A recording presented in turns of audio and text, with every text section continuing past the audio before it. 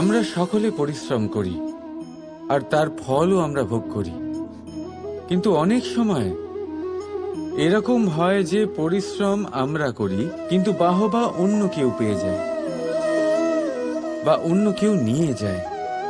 এবার এই সময় আমরা নিরাশ হয়ে পড়ি, হতাশ হয়ে পড়ি, তারপর কাজে আমাদের একটুও মন বসে না। আমরা আমাদের পূর্ণ যোগদান করা বন্ধই করে দিই। চিন্তা করতে থাকি যে পুনরায় যদি এরকম পরিশ্রম করি আর পুনরায় সেই পরিশ্রমের বাহবা অন্য কেউ নিয়ে যায়, তাহলে সেই পরিশ্রম করেই বা কি লাভ? আর তার পরিণাম এই সংসার আপনাকে নিকৃষ্ট মনে করতে শুরু করে। এবার আপনি জিজ্ঞেস করবেন এরকম সময় কি করা উচিত। আপনাকে একটা কথা বলে রাখি যে যদি আপনি এই নিয়ে চিন্তাই না করেন যে আপনার পরিশ্রমের বাহবা অন্য কেউ পেয়ে যাবে, তাহলে আপনি এই সংসারে মহান থেকে মহানতর কাজ করতে পারবেন, প্রত্যেকবার নিজের থেকে ওপরে যেতে পারবেন। আর এই সিঁড়ি অনেক লম্বা। তাই মনে রাখবেন, যখন কোনো বাগানে ফুল ফোটে তাহলে লোকে মালিকে বাহবা দেয়, কিন্তু যখন সুগন্ধ বেরোয় তখন লোকে মালিকে নয়, সেই ফুলকে মনে রাখে। সেই জন্য নির্বিকার হয়ে চেষ্টা করতে থাকুন, পরিশ্রম করতে থাকুন, আপনি বাহবা অবশ্যই পাবেন। যদিও বা আপনাকে বাহবা দিতে লোকে ভুলে যায়, এই প্রকৃতি কখনো ভুলবে না। রাধা রাধা। সাগর কত বিশাল হয় এই সাগর, কি না করতে পারে এই সাগর। এক মুহূর্তের মধ্যে সব ধ্বংস করে দিতে পারে, প্রলয় ডেকে আনতে পারে, সংসার মুছে ফেলতে পারে। এই সাগর জীবন জ্যোতি নিভিয়ে দিতে পারে। কিন্তু এই সাগর যা মেটাতে পারে না তা হলো একজন তৃষ্ণার্তের তৃষ্ণা।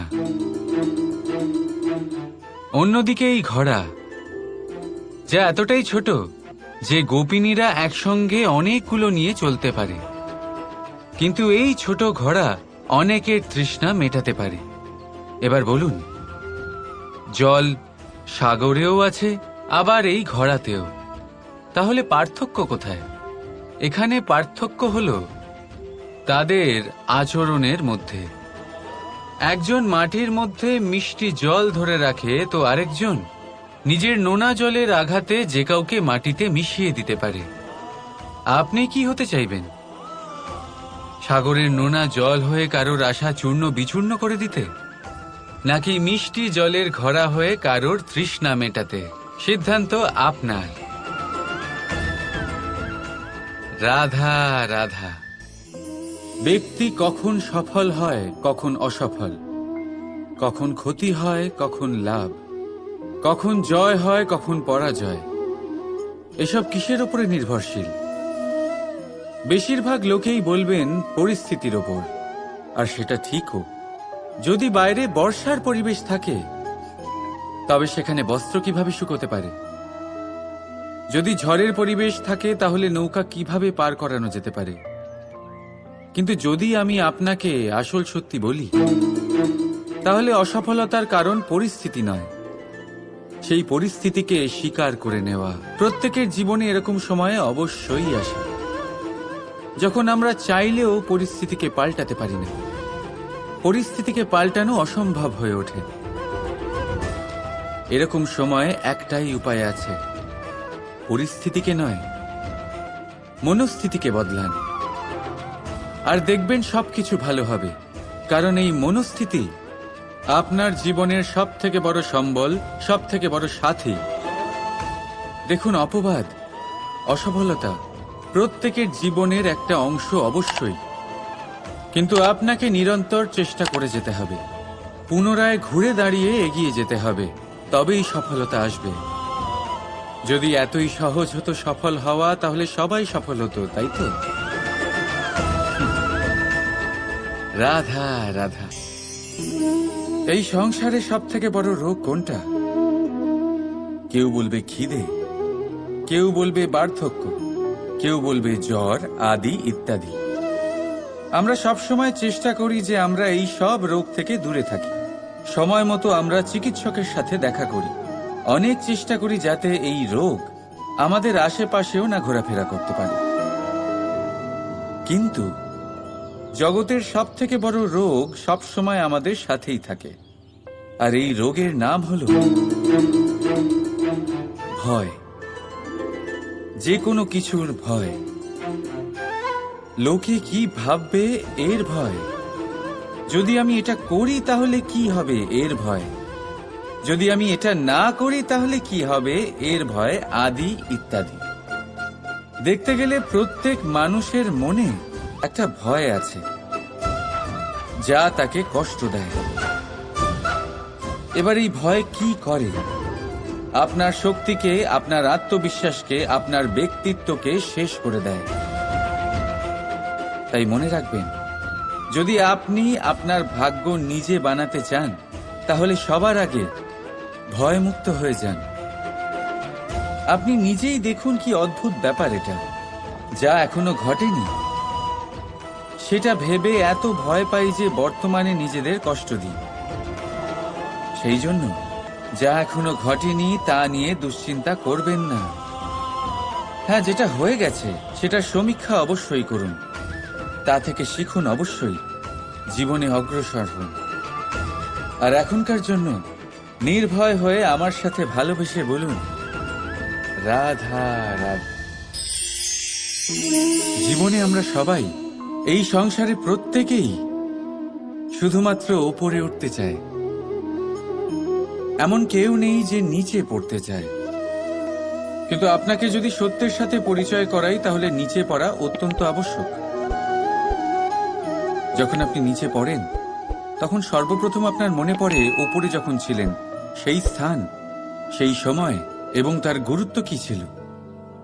তার থেকেও বড় শিক্ষা, আপনার যখন পতন ঘটে তখন আপনি বুঝতে পারেন আপনার আপন কে আর আপনার পর কে, কে আপনার শুভাকাঙ্ক্ষী আর তারা কে যারা আপনাকে ঈর্ষা করেন, আপনাকে ঘৃণা করেন। দেখুন, যখন আপনার পতন ঘটে সেই সময় যিনি হাত বাড়াবেন আপনাকে সাহায্য করার জন্য উনিই আপনার আপনজন।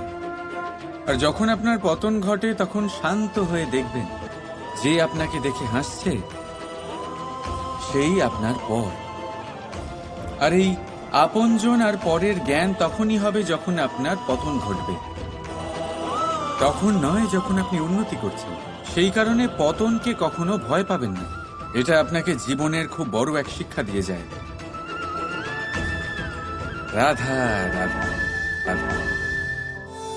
সূর্য এই সংসারে সব থেকে বেশি তেজস্বী, এই সূর্য সব থেকে বেশি উজ্জ্বল, সব থেকে বেশি শক্তিশালী। কিন্তু আপনি কি কখনো সূর্যোদয় দেখেছেন?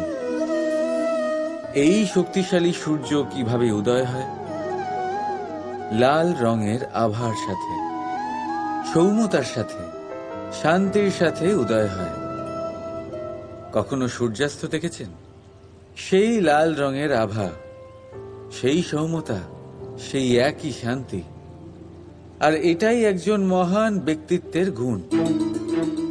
যখন জীবনে উত্থান ঘটে তখনও অহংকার করেন না, সৌম্যতা বজায় রাখেন। আবার যখন জীবনে ক্ষতি হয় তখনও সৌম্যতা বজায় রাখেন। যদি আপনিও চান সূর্যের মতো আপনি সম্মান পাবেন, তাহলে সূর্যের মতন হন। যখন জীবনে আনন্দ আসে, কুশল আসে, তখন সীমা লঙ্ঘন করবেন না। যখন জীবনে দুঃখ আসে, কষ্ট আসে, বিনাশের পথে অগ্রসর হবেন না। সৌম্য থাকুন, শান্ত থাকুন, সূর্যের মতো চকচক করতে থাকুন। কারণ সব মুহূর্তের মতোই এটাও একটা মুহূর্ত। তাতে আপনি আনন্দ লাভ করুন বা পান দুঃখ, এই মুহূর্ত অবশ্যই চলে যাবে। রাধা রাধা। আসুন আজকে আমরা কথা বলি ভাষার বিষয়ে। এই ভাষা কত অদ্ভুত এক শক্তি। কিন্তু কখনো কখনো আমরা এই তর্কে লিপ্ত হয়ে যাই যে কোন ভাষা সর্বশ্রেষ্ঠ। কখনো কখনো এই সমস্যায় আটকে পড়ি যখন সামনের জনের ভাষা ভিন্ন আর আমাদের ভিন্ন, না আমরা তার কথা বুঝতে পারি না সে আমাদের। আচ্ছা ঠিক আছে, কিন্তু কেউ আমাকে এটার মানে স্পষ্ট করে বোঝান। সূর্যমুখী। সূর্যের কিরণের কোন ভাষা সে বুঝতে পারে যে সূর্য ওঠার সাথে সাথে সেও ফুটে ওঠে? চকর। চকরের কাছে এমন কোন ইন্দ্রিয় আছে যে সে চাঁদের শীতলতা অনুভব করতে পারে? গরু এমন কোন সঙ্গীত শিখেছে যে আমার বাঁশির সুর শুনে তারা নিজেই চলে আসে? এই সব, এই পুরো সংসার, এই ব্রহ্মাণ্ড শুধুমাত্র একটা ভাষা বোঝে, প্রেমের ভাষা। না কোনো শব্দ, না কোনো বাণী, শুধু অনুভূতি। এই প্রেমের ভাষা সংসারের সব থেকে বড় ভাষা, যেটা আপনি নিজেও বুঝতে পারেন, আবার অন্যদেরকেও বোঝাতে পারেন। রাধা রাধা। এই সংসারকে আপনি কেমন করে জানবেন, কেমন করে বুঝবেন? এবার আপনার উত্তর বড়ই সহজ হবে, সংসারকে নিজে চোখে দেখে। এটা অবশ্যই উচিত।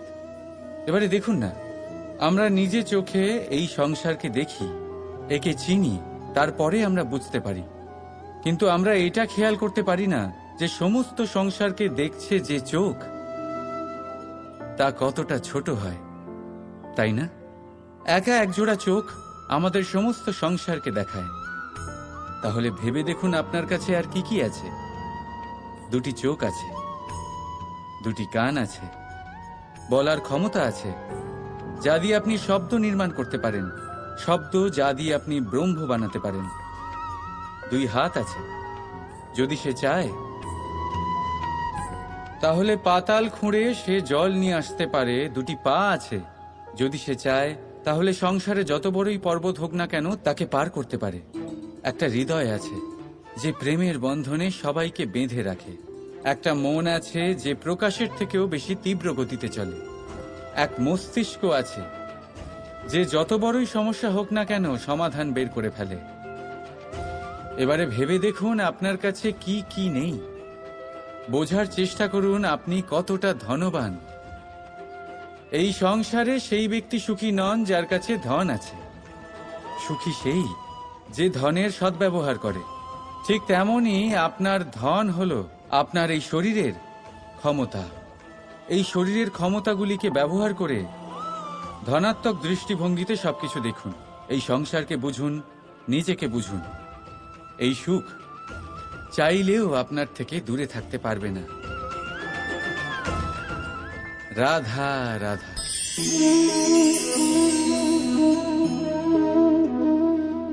কাকড় এতই ছোট যে আঙুলের মাঝে ধরা যায়, কিন্তু ভাবুন যে এই কাকড় যদি আপনার চোখে চলে যায় তাহলে কত বড় সমস্যা হয়ে দাঁড়াবে। এবারে ভাবুন এই কাকড় যদি আপনার পথে থাকে, আপনি পাদুকা পরে বড়ই সহজে হেঁটে চলে যেতে পারবেন। কিন্তু যদি এই কাকড় আপনার পা আর পাদুকার মাঝে আটকে যায় তাহলে আপনি ঠিক করে চলতে পারবেন না, যতই সেই পথে ফুল ছড়ানো থাকুক না কেন। তার মানে আপনি বাইরের সমস্যা এবং প্রতিকূলতার সাথে লড়তে পারবেন, ভেতরের নয়। ভেতরের সমস্যার সাথে লড়াই করা ভীষণ কঠিন। সেই জন্য সবার আগে ভেতর থেকে আপনি শক্তিশালী হয়ে উঠুন, ভেতর থেকে পরিপূর্ণ হয়ে উঠুন। তবেই আপনি সংসারে সমস্ত সমস্যার সাথে লড়াই করতে পারবেন, আপনি বিজয়ীও হতে পারবেন। রাধা রাধা। এই পাথর দেখতে পাচ্ছেন আপনি? কত গোল, কতটা চকচকে। বাচ্চাদের অনেক সময় এটা নিয়ে খেলতে ভালো লাগে, আর কেনই বা লাগবে না? কতটা সুন্দর আর মসৃণ এটা। কিন্তু আপনি কি কখনো ভেবে দেখেছেন এই পাথর আগে কি ছিল? কোনো বিশাল আকার পর্বত, কোনো বিশাল আকার পাথরের একটা বড় ভেঙে যাওয়া অংশ বিশেষ, যেটা কোনোভাবে নদীতে পড়ে নদীর ধারার সাথে বইতে থাকলো। মাটির সাথে ঘর্ষণ হলো, বালির কণার সাথে ঘর্ষণ হতে থাকলো, আর তারপর ধীরে ধীরে এই আকার পেল। এবার আমরাও এই পাথরের মতোই। তাই মনে রাখবেন, আপনার ব্যক্তিত্ব, আপনার এই স্বরূপ ঈশ্বরের দেওয়া কখনোই নয়। হ্যাঁ, প্রকৃতি অবশ্যই আপনাকে জন্ম দিয়েছেন, কিন্তু আপনি নিজে নিজের ব্যক্তিত্বের রচয়িতা, আর আপনি তা রচনা করেন। কঠিন পরিস্থিতির মুখোমুখি, সংকটের ধারা পার করে। তাই আপনিও এই পাথরের মতো নিরন্তর চেষ্টা করতে থাকুন, নিজের অস্তিত্ব বজায় রাখুন, এই অস্তিত্বকে মহান করতে থাকুন, আর আমার সাথে ভালোবেসে বলুন, রাধা রাধা।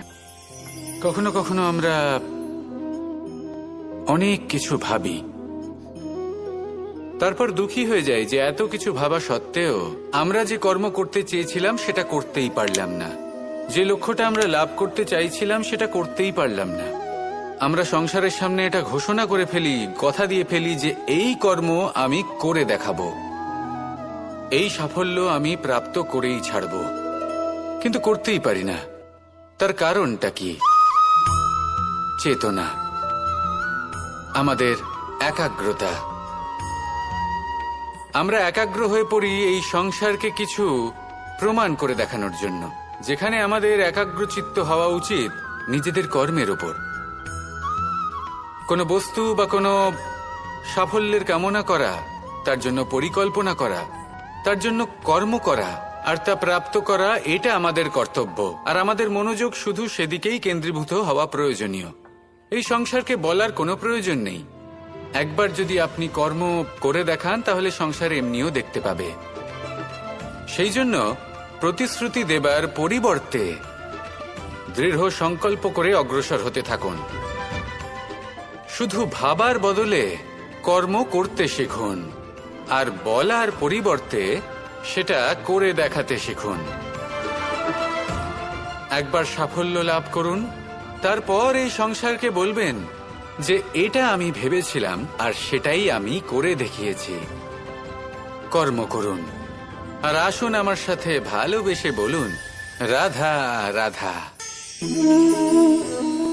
আপনার জীবনেও কি সমস্যা রয়েছে? অবশ্যই থাকবে। প্রত্যেকের জীবনেই সমস্যা থাকে।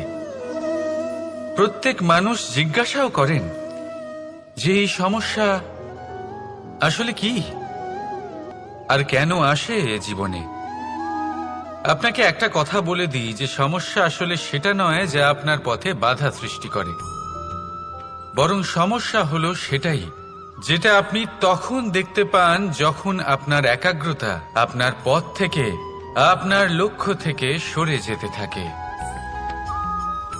আর এই সমস্যাগুলি দূর করার জন্য, এর সমাধান করার জন্য একটাই পথ আছে, নিজের সমস্ত ভাবনা আরো একবার একাগ্র করুন নিজের পথের দিকে, নিজের লক্ষ্যের দিকে। আপনার সমস্ত ভাবনা যদি কেন্দ্রীভূত হয় নিজের লক্ষ্যে, তাহলে এই সমস্যা দূরে থাকবে। যদি এরকম না হয়, যদি আপনার মন একটু অন্যদিকে চলে যায়, তাহলে এই সমস্ত সমস্যা আবার সামনে চলে আসে আর বাড়তেও থাকে। দেখুন, যেখানে আপনার লক্ষ্য রয়েছে, বাণ যদি সেখানেই চালাতে হয়, তাহলে দৃষ্টি তো সেদিকেই রাখতে হবে। তবেই তো আপনি সেই লক্ষ্য ভেদ করতে পারবেন। সেই জন্য মনে রাখবেন, সর্বদা লক্ষ্য রাখবেন নিজের পথে, সেই পথেই সামনে এগোতে থাকুন নিজের লক্ষ্যের দিকে। আপনি যত সামনে এগোতে থাকবেন এই সমস্যা তত পিছিয়ে যাবে। তাহলে আসুন আমার সাথে ভালোবেসে বলুন, রাধা রাধা। আমরা সকলে এমন ব্যক্তির সাথে থাকতে চাই যারা খুব মিষ্টি কথা বলেন, যাদের ব্যবহার আমাদের ভালো লাগে, যারা দেখতে সুন্দর হন, যাদের আমরা পছন্দ করি। আর সবসময় এমন ব্যক্তির থেকে দূরে থাকতে চেষ্টা করি যাদেরকে আমরা পছন্দ করি না, যাদের কথা আমাদের খারাপ লাগে, যাদের কথা একটু কঠোর হয়। আমরা সবসময় চেষ্টা করি এদের থেকে দূরে থাকার, ঠিক কিনা? কিন্তু যদি বাস্তবটা দেখি, তাহলে এই কঠোরতা জীবনে শান্তির প্রলেপ দেয়। ওষুধও একটু কড়াই হয়, কিন্তু এ কি করে? আমাদের সুস্থ করে তোলে। ঠিক সেইভাবেই ভালোবাসার এই অধ্যায় একটু কঠিন, একটু কড়াও মনে হতে পারে, কিন্তু এর ফল সবসময় আপনাদের স্বাস্থ্যের পক্ষে ভালোই হয়। সেই জন্য যদি কেউ আপনার নিন্দে করে, আপনাকে কড়া কথা শোনায়, আপনার ব্যাপারে আলোচনা করে, তার মানে এটা নয় যে সে আপনার শত্রু। হতে পারে তিনি আপনার বন্ধু হন, আপনার জন্য ভালো চান, আপনাকে শুধরে নিতে চান, আপনার মধ্যে কোনো পরিবর্তন দেখতে চান। সেই জন্য কখনো কারোর কথা শুনে বা কাউকে দেখে প্রাথমিকভাবে এই সিদ্ধান্ত নেবেন না যে তিনি আপনার শত্রু হন নাকি আপনার বন্ধু হন।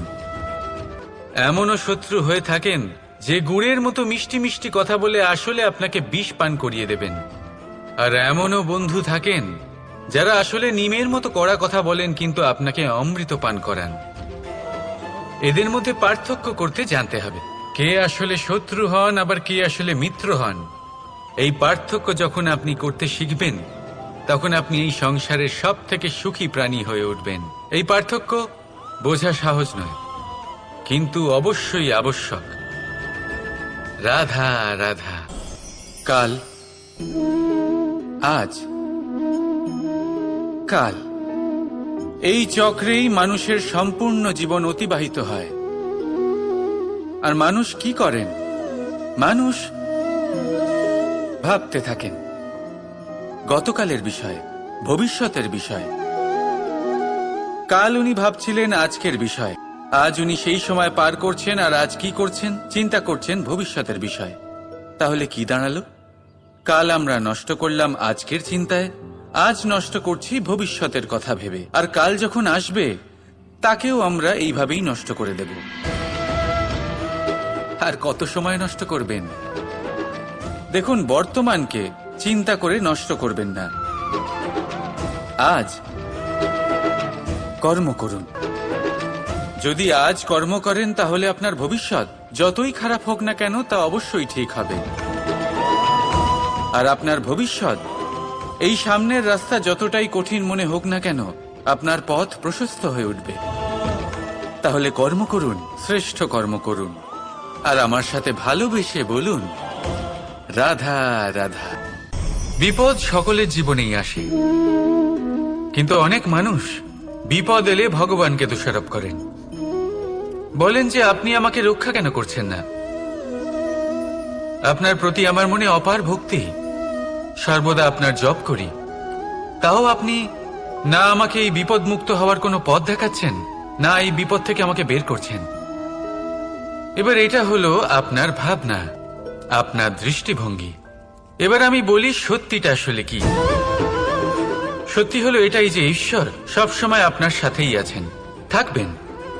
দেখুন সেই বীজের দৃষ্টিভঙ্গির দ্বারা যে মাটির নিচে চাপা পড়ে আছে, তাকে পরিণত হতে হবে এক বিশাল সুন্দর বৃক্ষে।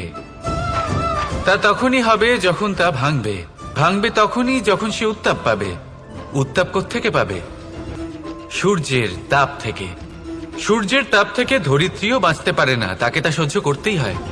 আর যখন এই ধরিত্রী আর এই বীজ এই দুই তপ্ত হয়ে যায়, তখনই এই প্রকৃতি বর্ষা আনে, আর সেই বর্ষার জলেই এই বীজ এক সুন্দর বৃক্ষে পরিণত হয়।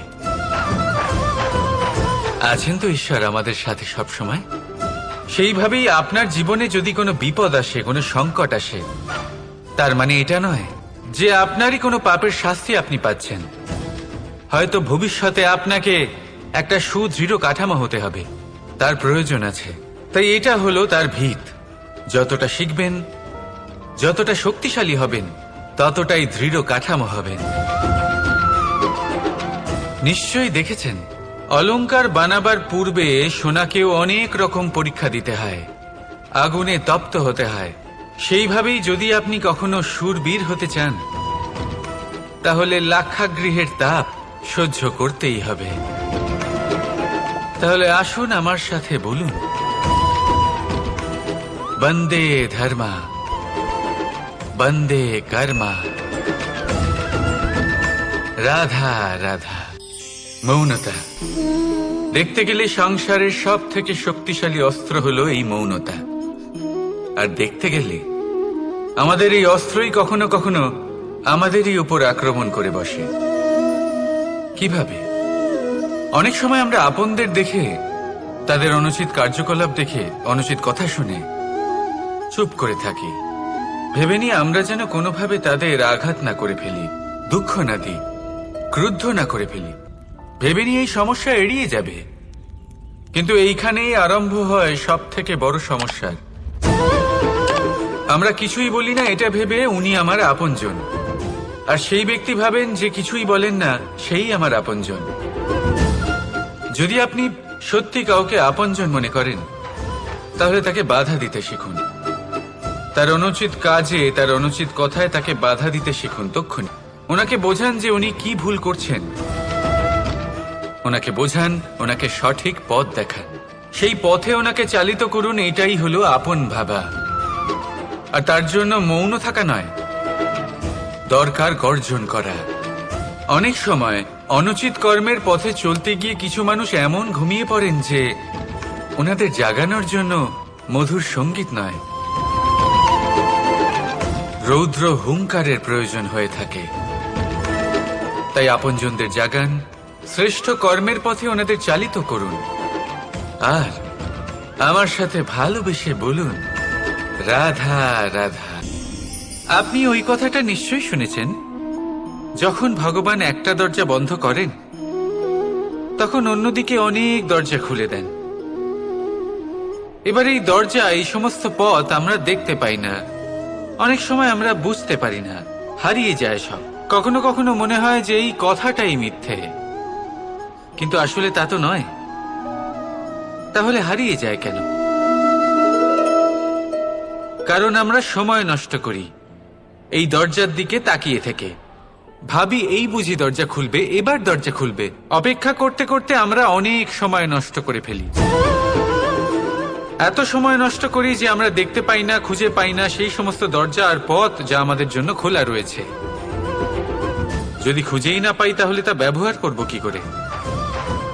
মনে রাখুন, ভগবান সবসময় আমাদের সাথে রয়েছেন, আমাদের সাহায্য করছেন। এই পথ সব সময় আছে, সর্বত্র আছে। দরকার রয়েছে শুধুমাত্র দৃষ্টির, দৃষ্টিভঙ্গি এবং ভাবনার। এই দৃষ্টিকে বিস্তৃত করুন, এই দৃষ্টিভঙ্গিকে ধন্যাত্মক করে তুলুন, আর এই ভাবনা, এর সীমা একটু বাড়িয়ে তুলুন। তারপর দেখবেন সব খুঁজে পাবেন। আসলে কি, এই যে ঈশ্বর, এই যে পরমাত্মা, তা আমাদের সাথে রয়েছে, আমাদের মনের মধ্যে রয়েছে। যিনি তাকে মন থেকে চাইবেন তিনি তাকে মনের মধ্যে অবশ্যই খুঁজে পাবেন। যদি উনি মন থেকে চান পথ খুঁজে পেতে, তাহলে তিনি অবশ্যই পথ খুঁজে পাবেন। তাহলে আসুন আমার সাথে ভালোবেসে বলুন, রাধা রাধা। পার্বণ আমাদের জীবনে উল্লাস ভরে দেয়। এবার দীপাবলির উৎসব এসেছে। আপনি কখনো ভেবেছেন যে এইসব উৎসব যেমন গুরু পূর্ণিমা, দোল, রাখি বন্ধন, এইসব পূর্ণিমার দিনে অনুষ্ঠিত হয়, যখন চাঁদ আকাশে পুরোপুরিভাবে দেখা যায়। কিন্তু দীপাবলির এই শুভ উৎসব অনুষ্ঠিত হয় অমাবস্যার দিবসে। অমাবস্যা, যাকে আমরা অশুভ বলে মনে করি। কখনো ভেবে দেখেছেন কেন শ্রীরাম অমাবস্যার এই দিন বেঁচেছিলেন অযোধ্যায় ফেরার জন্য? একদিন পরে বা একদিন আগেও তো আসতে পারতেন উনি, কারণ উনি এই সংসারকে একটা বার্তা পৌঁছে দিতে চেয়েছিলেন যে মুহূর্ত নয়, কর্মই আসল। যদি আপনার কর্ম বড় হয়, শুভ হয়, তাহলে অমাবস্যার এই রাতকেও প্রদীপের সাহায্যে আলোকিত করা যেতে পারে। তাই সময় বিচার করা না করা আপনার সিদ্ধান্ত মাত্র, কিন্তু নিজের কর্মের বিচার করা আমার উপদেশ। রাধা রাধা। ঈশ্বর লতা পাতাকে দাঁড়িয়ে থাকার শক্তি দেননি, ঈশ্বর এই শক্তি দিয়েছেন বৃক্ষকে। এই লতা পাতা বৃক্ষের সাহায্যে দাঁড়িয়ে থাকে, তাতেই বিকশিত হয়। এবার এই লতা পাতা দুই ধরনের হয়। প্রথম সে যে এই বৃক্ষতে বিকশিত হয়, ফুল ফুটিয়ে তোলে, নিজেকেও সুন্দর বানায়, বৃক্ষকেও সুন্দর বানিয়ে তোলে। দ্বিতীয় সে যে বৃক্ষকে পুরোপুরি শুকিয়ে দেয়, তার প্রাণ শক্তি তার থেকে কেড়ে নেয়, আর শেষে নিজেও ধ্বংস হয়ে যায়। তাই মনে রাখবেন, যে ব্যক্তি সবসময় আপনার সাথে থাকে, সবসময় আপনার সম্বল হয়ে থাকে, সবসময় সে আপনাকে সাহায্য করে, আর যদি আপনি তার সাথে ছলনা করেন আপনার অন্ত নিশ্চিত। এরকম কখনো করবেন না। সেই ব্যক্তিকে ভালোবাসা দিন, সম্মান দিন, আর আমার সাথে প্রসন্ন হয়ে বলুন, রাধা রাধা। আপনি কি কখনো কোনো প্রজাপতি দেখেছেন? ভালো নিশ্চয়ই লাগে। আসলে প্রজাপতি কার না ভালো লাগে? ছোট হোক বা বড়, প্রজাপতিকে সবার ভালো লাগে। এবারে ভাবুন, এই প্রজাপতির সূত্রপাত কি করে হয়? এই প্রজাপতি শুরু হয় একটা গুটি থেকে, যেখানে সে সুরক্ষিত থাকে। গুটি ভেঙে যখন সে এই সংসারে আসে, তখন একটা কীট রূপে থাকে। কীট যে ভূমির ওপরে চলাচল করে, যে বৃক্ষের পাতার ওপরে সুরক্ষিত থাকে। তারপরে তার মধ্যে আসে আরো একটা পরিবর্তন, তার ডানা গজায়। তখনই সে প্রজাপতি হয়। তখন সে খোলা আকাশে উড়ে বেড়াতে পারে। সুন্দর সুন্দর পুষ্প থেকে সে মধু পান করে। কখনো ভেবেছেন যে প্রজাপতি ছাড়া আর কেউ এটা পারে না কেন? কারণ সে সেই গুটি থেকে বেরোতে পারে। যদি সে সেই গুটি থেকে নাই বেরোতো, সে উড়তেই পারত না, কখনো প্রজাপতি হতেই পারত না। আমাদের সাথেও ঠিক এটাই হয়। আমরা সবসময় সেখানেই থাকতে চাই যেখানে আমরা সুরক্ষিত থাকি। সেই সুরক্ষা চক্রেই আমরা থাকতে চাই, কিন্তু এই বিকাশ সুরক্ষা সীমা পার হওয়ার পরেই অর্জন করা যায়। তাই যদি আপনি জীবনে বড় কিছু করতে চান, মহান কাজ করতে চান, নিজের ব্যক্তিত্ব তৈরি করতে চান, তাহলে এই সুরক্ষা চক্র ভুলে যান। সুরক্ষা সীমা লঙ্ঘন করুন, এগিয়ে যান, প্রতিকূলতার সম্মুখীন হন, কঠিন পরিস্থিতির সম্মুখীন হন, সাহস করে এগিয়ে চলুন, আরো শক্তিশালী হয়ে উঠুন। তবেই আপনি জীবনে কিছু করতে পারবেন, তবেই আপনার ডানা গজাবে, আর তবেই আপনি এই সুন্দর আকাশে উড়ে বেড়াতে পারবেন। রাধা রাধা। আপনি কি কখনো শুনেছেন হরিণ সিংহের থেকে পালানোর বদলে তার সাথে লড়াই করেছে? হরিণ সিংহকে আক্রমণ করেছে, কখনো শুনেছেন? কখনো না। কিন্তু এরকম হতেই পারে, এরকম হয়েই থাকে। আর এটা তখনই হয় যখন হরিণের শাবক বিপদে পড়ে, যখন তার সিংহের কবলে পড়ার ভয় থাকে, তখন হরিণীও এসে সিংহের সাথে লড়াই করতে থাকে। কারণ সে একজন মা, আর মা তার সন্তানের জন্য সবকিছু করতে পারে। এ হলো মায়ের স্নেহ, যেটা যত নরম হতে পারে ঠিক ততটাই কঠোরও হতে পারে। আর তার সন্তানের মঙ্গলের জন্য সে ক্রোধের সমস্ত সীমা পার করে তার সন্তানকে রক্ষা করেই ছাড়বে। আর সেই জন্যই তো মাকে সন্তানের জীবনে সব থেকে বড় ঢাল বলা হয়। এই মাকে আমার শত কোটি প্রণাম। রাধা রাধা। কখনো আপনি কোনো কুমোরকে দেখেছেন যারা মাটির পাত্র বানায়? প্রথমে সে ভিজে মাটি মাখে, তারপর তাকে গড়ে, তারপর তাকে চাকায় দিয়ে সঠিক আকার দেয়। যদি আকার ঠিক না হয় তা তক্ষুনি ঠিক করে দেয়, কারণ সে এটা জানে যে একবার এটা আগুনের তাপে দিয়ে দিলে, একবার এটা শুকিয়ে গেলে তারপরে এর আকার কখনোই বদলানো যায় না। এখানে লুকিয়ে আছে একটা শিক্ষা, সমস্ত মাতা পিতার জন্য একটা শিক্ষা। মাতা পিতাও তো এরকমই হন। তাদের নিজেদের সন্তানকে সঠিক সময় মতো শ্রেষ্ঠ শিক্ষা দেওয়া উচিত। মাতা পিতা যেন কখনো তাদের বিধাতা না হতে চান, কিন্তু প্রতিটা মুহূর্তে সবসময় চেষ্টা করুন তাদের সঠিক পথ দেখানো, কখনো কোমলতা দিয়ে, কখনো ভালোবাসা দিয়ে, আর কখনো কঠোর হয়ে। তার জীবনকে, তার ব্যক্তিত্বকে আকার দেওয়ার চেষ্টা করুন। কারণ যেমন মাটি একবার শুকিয়ে গেলে তারপর সেই পাত্রের আকার বদলানো যায় না, ঠিক সেইভাবেই আয়ুর বৃদ্ধির সাথে সন্তানের শিক্ষা কখনোই বদলানো যায় না। তা মনে রাখবেন। রাধা রাধা। এই ছোট কাঠের ডাল দেখতে পাচ্ছেন আপনি? একটা বৃক্ষ থেকে এরম হাজার হাজার ডাল পাবেন, যা দিয়ে আপনি আগুন জ্বালাতে পারবেন, যা নিজে জ্বলে আমাদের ভোজন বানাতে সাহায্য করে থাকে, যা নিজে জ্বলে অন্ধকারে আমাদের আলোকিত করে। যদি এটাই অন্যভাবে দেখা যায়, তাহলে এমনই এক ছোট্ট ডালের টুকরো একটা ছোট্ট ফুলকিতেই নিজের সাথে হাজার হাজার বৃক্ষ জ্বালিয়ে দিতে পারে।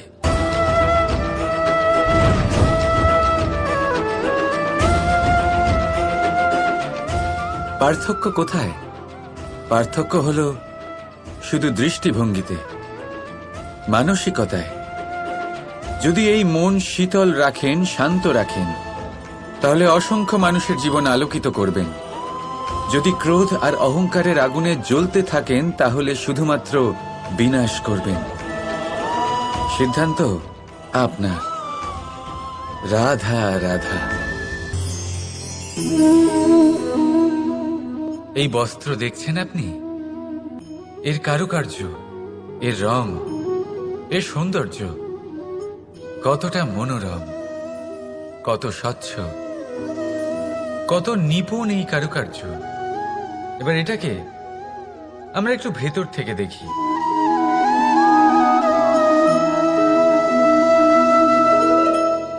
আপনি কি সেটাই দেখতে পাচ্ছেন যা আমি দেখতে পাচ্ছি? এটাই হয় আমাদের ব্যক্তিত্বের সাথেও, এটাই হয়। এই সমস্ত ঝামেলাগুলি মিটিয়ে নেওয়ার জন্য আমাদের সেই ঝামেলার মুখোমুখি হতেই হয়। তাই এই ঝামেলার দ্বারা কখনো ভয়ভীত হবেন না। এটাই আপনাকে একটা আনন্দময় জীবনের দিকে নিয়ে যাবে। রাধা রাধা। আসুন এই ছোট্ট গাছটা দেখুন। এই গাছ আমার কাছে অত্যন্ত প্রিয়। আমি এই গাছটাকে ভীষণ ভালোবাসি। এবার ভাবুন, এই ভালোবাসায় আমি ওকে দিনে যদি 6 বার জল দিই, তাহলে কি ওর বিকাশ ঠিক করে হবে? এটা কি ওর জন্য ভালো হবে? কখনোই নয়। এর শিকড় পচে যাবে, এর শিকড়ের জল গ্রহণ করার ক্ষমতা শেষ হয়ে যাবে। তাহলে কি করা দরকার? দরকার হলো একে সঠিক মাত্রায় জল দেওয়া। দরকার হলো সঠিক সময় অন্তর তাকে জল দেওয়া। দরকার হলো একে সূর্যের তাপও সহ্য করতে হবে। দরকার হলো প্রতিটা কাজ যেন পরিমাণ মতো হয়। এবারে এই ভুল বেশিরভাগ মাতাপিতাই করে ফেলেন। নিজের সন্তানকে এতটাই ভালোবেসে ফেলেন, আর তাতে সন্তানের প্রতিটা ইচ্ছে পূরণ করেন। তারা প্রত্যেকটা জিনিস তাদের দেন, প্রতিবার তাই করেন। আর এইভাবে সন্তানের বিকাশে নিজেই বাধা হয়ে ওঠেন। এরকম করবেন না। এই যাত্রা আপনার সন্তানের। এই যাত্রায় আপনার সন্তানকে অনেক কিছু শিখতে হবে। নিজের ক্ষমতায় কাজ করতে হবে, তাকে করতে দিন। একটা অত্যন্ত গুরুত্বপূর্ণ কথা বলবো আপনাদের, তা আপনারা মনে রাখবেন। প্রেম আর শত্রুতা অধিক হয় তাহলে তা ক্ষতিকর। প্রতিটা বিষয়ে সমতা বজায় রাখুন। আর আমার সাথে ভালোবেসে বলুন, রাধা রাধা। আজ বিজয়া দশমী। সেই দিন যবে শ্রীরাম রাবণকে বধ করেছিলেন। এ হলো সেই দিন যেদিন শ্রীরাম লঙ্কা জয় করেছিলেন। লোকে বলে এটা খারাপের বিরুদ্ধে ভালোর জয়ের প্রতীক। এটাকে দেখার আরো একটা দিক আছে। আগে হ্যাঁ, এটা ভালোবাসার জয়ের প্রতীক। এটা পরিবারের জয়ের প্রতীক। আপনি তো নিশ্চয়ই জানেন যে রাবণ মহা জ্ঞানী ছিল, মহা শক্তিশালী ছিল, মহাদেবের পরম ভক্ত ছিল রাবণ। এবার যে ব্যক্তি কৈলাস পর্বত তুলতে পারত, সেই ব্যক্তি নিজে এক কাটা বৃক্ষের মতো শ্রী রামের চরণে পড়েছিল। কেন? কারণ রামের সাথে লক্ষণ ছিল, কিন্তু ওদিকে রাবণের সাথে বিভীষণ ছিল না। একদিকে এক পরিবারের মধ্যে ভালোবাসা ছিল, কিন্তু অপরদিকে আর এক পরিবারের মধ্যে দূরত্ব বাড়ছিল। তাই মনে রাখবেন, যদি সংসারের ওপরে বিজয় লাভ করতে হয় তাহলে সর্বপ্রথম পরিবারের মধ্যে ভালোবাসা বজায় রাখতে হবে। পরিবারের মধ্যে ভালোবাসা বাড়ান, দূরত্ব নয়। আপনি সব সময় সুখী থাকবেন আর জীবনের সমস্ত বাধা আপনি অতিক্রম করবেন। রাধা রাধা। কিছুদিন আগে আমরা কথা বলেছিলাম যে আমাদেরকে নিজেদের বিবেকের সাহায্যে সুজন আর দুর্জনকে চিনতে শিখতে হবে। কিন্তু কিভাবে চিনব? কি গুণ থাকে তাদের? সুজন কি সে যে আস্তিক হয়, যে ঈশ্বরকে বিশ্বাস করেন, যে তাকে ভয় পান? নাকি দুর্জন সে যে ঈশ্বরকে বিশ্বাস করেন না, তাকে ভয় পান না, শুধুমাত্র নিজের কাজ করে যান?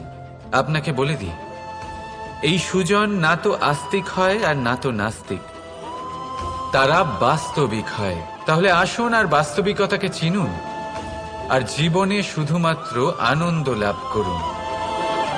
আর আমার সাথে ভালোবেসে বলুন রাধা রাধা।